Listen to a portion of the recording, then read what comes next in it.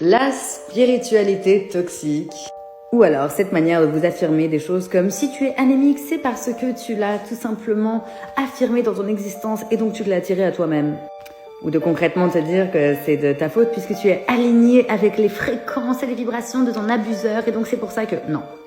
En fait, j'en ai un petit peu ras-le-bol de ce discours également Twin Flames. Je suis désolée, mais on va y passer parce que maintenant là c'est bon. Donc ce discours par exemple de flammes jumelles ultra codépendant, ultra toxique qui justifie la plupart du temps les relations codépendantes, pervers narcissiques et compagnie. Et encore, sans même aller au PN, en tout cas les relations abusives et toxiques.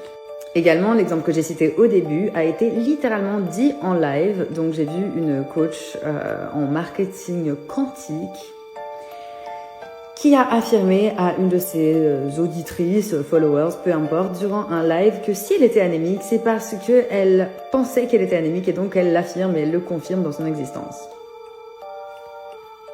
Donc là, et la logique et le bon sens sont sortis du chat. Là, Et le truc qui est sympa, c'est que avec des titres hyper clickbait et accrocheurs, bon nombre de ces créateurs-là obtiennent des centaines de milliers de vues ou de likes. Ce que j'ai à vous dire là-dessus, c'est surveillez vos sources et essayez, s'il vous plaît, de ne pas vous faire influencer par une simple vidéo ou par des créateurs qui, d'ailleurs, la plupart d'entre eux ne devraient même pas être en train de donner des conseils. Il y a une raison pour laquelle certains d'entre nous ont étudié la santé mentale et pourquoi on se permet de parler de choses que nous connaissons. Bref, voilà, c'était mon petit coup de gueule du soir. Soyez safe et je vous aime, tout simplement.